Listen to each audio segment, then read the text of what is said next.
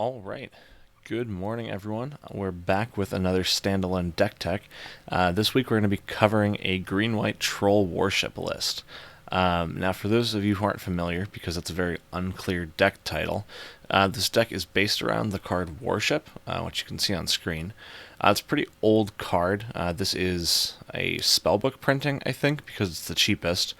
I don't love the art, I'll admit, but on Moxfield, I do have the option of changing the printing, but if I do, it affects my budget. So we're sticking with the cheapest card here to stay under budget. Anyway, Worship says if you control a creature, basically you can't be killed by damage. So a couple things to keep in mind here. One, it's a 4-mana enchantment, so we have to do a little bit of work there, and it's going to stay in play. Two, we do need creatures, so just resolving a worship doesn't win the game. There's another step or two. And three, this is preventing damage. Remember, damage causes loss of life, but loss of life isn't damage. So we can lose the game to a Tendrils of Agony. We can lose the game to our opponent resolving a Thassa's Oracle with no cards in their library. So Worship is not a complete solution, but it's going to beat a lot of decks. So that's the Worship part of Troll Worship. Now the Troll part is Thrun the Last Troll. Since we do need to have a creature in play to power our Worship, we're going to go ahead and pick a creature that is going to stay in play. Thrun can't be countered, can't be targeted, and can't really be killed as long as you're smart about how you play the regeneration ability. So once a Thrun is basically put on the stack, it should stick around. So that's the idea. Thrun is the titular troll of Troll Worship. So if we can resolve 2 4-mana spells, Thrun and Worship, we are assuming that we beat a lot of decks. I'm going to continue, and I'm going to talk about how we kind of round out some of our how we make sure we beat as many decks as possible. And the first piece of the puzzle is Sterling Grove. This card is actually super affordable thanks to Modern Horizons 2. I think this card is going to be a staple of any Enchantress decks in the format. Which I will say, I'm not convinced Enchantress is great in this format, but I want to explore it. I think that right now, since Worship is such a critical card in this list, it makes sense to build this in kind of an Enchantress shell. But I think that you could port the Enchantress shell over and be a little bit more dedicated to it and not actually play the Troll and the Worship. Like maybe you can do a Solitary Confinement thing. Maybe you can play the 5-mana enchantment that makes 4/4 angels whenever you cast enchantments. So I think there's something here. But today we're really focusing on the Troll Worship aspect of it. But Sterling Grove does a couple things. It tutors Worship to the top of our library. We're only playing 3 Worship right now. I could be convinced that that's incorrect. The deck is based around Worship, so maybe you play 4. But I think with 4 copies of Sterling Grove, we can find it. This also, since it's a tutor, it allows us to have sort of a tutor package for enchantments, right? We can start playing some kind of weird one-ofs, and I'll talk about those in a little bit. But Sterling Grove also helps protect your Worship, because it's all well and good to assemble Troll plus Worship, but if your opponent just has a Naturalize or a Cathar Commando or a Detention Sphere and they're able to remove your Worship when you're at 1 life, you actually aren't as safe as you maybe thought you were. And I think that once you get Troll plus Worship on the board, you want to be able to not care about your life total, so no more like chump blocking or trading off resources negatively to protect it. So you want to be able to count on your Worship staying in play. So if you have a single copy of Sterling Grove, your Worship basically has a shield, a one-time use shield, right? Because they could naturalize the Sterling Grove, and then they could naturalize the Worship. But if we are able to assemble the 4-card combo of Troll, Worship, Sterling Grove, having 2 copies of Sterling Grove is going to give both of our Sterling Grove Shroud. So then we don't get caught by targeted enchantment removal. It would have to be a Fracturing Gust effect to destroy all enchantments. So I think that that's kind of the game plan. I think that once you have double Sterling Grove, Thrun, Worship, you can feel really safe against a lot of decks. And obviously, it's tiers of safety, right? If you just have a Worship out, well, you might have an Arbor Elf, so you're not dying immediately.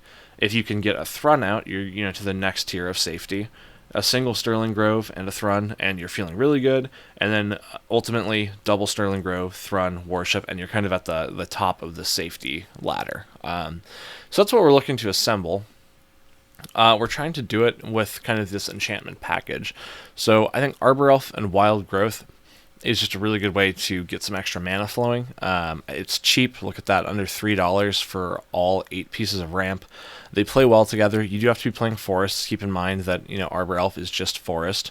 So in our mana base, we luckily have 4 Canopy Vistas, so that kind of helps do the Arbor Elf thing. Utopia Sprawl exists as well, but it's a little too expensive. I think it comes in at like $4 to $6. So we're playing Fertile Ground. It's a little bit slower. I do like that you don't have to call a color when it enters the battlefield. It's just always going to make whatever color you need. So those 12 pieces of ramp help us get to our mid game, because again, we are trying to get 8 mana worth of permanents in play to feel truly safe. With that in mind, we're playing a pretty high count of enchantments. So we're at 3 Enchantresses presence. Just a good way to keep the engine rolling, keep the cards flowing to dig to our combo. I started on, I think, just 1 as a tutor target, then I went up to 2, and then I liked it, so I went up to 3. It's kind of clunky, but we really do have a lot of mana. So I think it helps us from, flooding out, obviously. I forgot to mention, we're playing 3 Troll Ascetic. It's very similar to Thrun, but it's also different. It is cheaper mana-wise and budget-wise. We're getting 3 of them for 81 cents instead of 2 of them for 366. So that's kind of a concession. Also in testing, I found that I think I started on 4 Thrun. I was just drawing too many Thrun. It's a legendary creature that doesn't really get answered. So once you draw 1 copy, you should be taken care of. Troll Ascetic, obviously, it eats counterspells. But I think being able to have just additional copies of it is really good. And notably, it's 3 mana instead of 4. So you can go turn 3 Troll, turn 4 Worship. And decks that aren't countering your things, that are just looking to attack you in like a fair combat damage way, I think are going to have a really hard time with that. I think you can steal a pretty high percentage of game 1s with that strategy. So I like the 3-2 split. I think that's correct, but I could be... no, I think it's correct. While we're here at 3, we have Out of Time, which is an enchantment board wipe. Notably, it does remove our trolls. We can't regenerate through this because they're being phased out. I think that's okay. I think there's a thought to playing like a standard 4-mana sweeper like Shatter the Sky, because we can hypothetically get to 6 mana, and you can put a regeneration shield on Thrun, and then board wipe, and you get to keep your Thrun. But I like that we're main decking this as a one-of, and you can Sterling Grove to find it. Just makes it a little bit more consistent for when you do have to go this route, and I really like that. I like having it as part of a tutor package. Banishing Light as kind of a catch-all. I'm actually not sure this is necessary, because if you look further down, I have a Cast Out, which should do very similar things, but maybe it's a little bit better. It's hard to say. Moving up to 4, we actually have a couple different one-ofs. Arasta as an enchantment creature. I think this card's pretty powerful, especially against like the Delver style decks. If you can get this into play, any deck that's like looking to cantrip a lot is going to be forced to give you some value. Also, it's a 3/5 reach for 4. That's a pretty big butt. It eats Deathrite or Dragon's Rage Channelers. I almost said Deathrite Shaman. I don't think that card's allowable. And again, we won't always have one of our trolls. Sometimes we're going to try to just cast a Worship, and Arasta helps guarantee that you have creatures so you don't die. Cast Out, I just want to be able to answer whatever non-land permanent I need to, say a Detention Sphere, or perhaps even answer the next card, Gideon's Intervention. This card is a bigger Runed Halo. Runed Halo, it was an option. That lets you choose a card, and then you're not taking damage from it. But I like Gideon's Intervention because it's one additional layer to the lockout. Like I talked about, you can still lose the game to a Thassa's Oracle, like out of Cephalid Breakfast, for example. You can still lose the game to a Tendrils of Agony, or an Approach of the Second Sun, and these are all win conditions that are in the format. I've played with and against decks that use all of those. So Gideon's Intervention is kind of the last piece of the puzzle. You can just straight up say you cannot cast this spell. So I think that just means our main deck is ready to win the game. Because I think that if this deck just assembles Thrun and Worship regularly and then like loses to unfair stuff, I don't think you want to play the deck. I think that's pretty bad. So it's kind of the plan here. At the top of our curve, we have 2 Paradox Zone. This card is 22 cents, and I have seen it in Legacy decks as a finisher, like Bant Control kind of things. And I just want to say that if you see a card that's winning the game in Legacy for 22 cents, maybe think about it for this format. I'm not saying that's great, but okay, so what it does is 5-mana enchantment. It's got a lot of text, but basically it enters play with a counter on it, and on your end step, you double the number of counters on it, and then you make a creature whose size is equal to that. So 5 mana, you're going to get a 2/2 on your end step, then next turn a 4/4, then 8, 16, 32. So this card is just inevitability. And I wanted to configure the main deck so that once we have the Troll Worship combo, we are going to be able to win the game. We'll talk about another card in my mana base that helps that, but again, I don't want to assemble Troll plus Worship and have my opponent have no way of killing me, but then I also don't have a way of killing them. So Paradox Zone is tutorable by Sterling Grove. You can protect it with Sterling Grove, and it's going to win the game eventually, unless your opponent's on like Ensnaring Bridge or you're playing the Troll Worship Mirror. I think this card's actually really strong. It's also good against board wipes, right? Because let's say that our opponent uses a Terminus, for example. Now that we've had a deck with Miracles and Terminus is in the format, I think Paradox Zone is pretty good against that because we're going to get another creature. Hypothetically, they could... No, I was trying to think if there was a way for them to like flash on a threat after their Terminus, but I think that would be really hard, so I think Paradox Zone is really good specifically against Miracles because we don't care about their board wipes as much anymore, because we're always going to put a creature in to play on our end step. So that's Paradox Zone. I think this card is really strong, actually. I'm interested in playing it in more decks, maybe not like enchantment-themed ones, just decks that get to 5 mana and want a card that wins the game. Like I've seen, a Bant Control list here or there floating around, and it looked pretty good. Storm of the Festival is also a card that I'm really interested in. It's creeping up there in price. I think it sees some play in Pioneer. But this is basically a collected company for 5 mana or less permanents. So 6 mana, you dig 5, and you're getting 2 permanents. So I think you want to play this in decks that make a lot of mana, because you want to be able to flash it back for 10 sometimes. So decks that make a lot of mana and also have permanents that cost ideally 4 and 5 to hit. Because if you're only hitting 2 drops off of this, you're not really getting your mana's worth. So in this deck, hypothetically, a Storm of the Festival could assemble Troll plus Worship, which feels really good.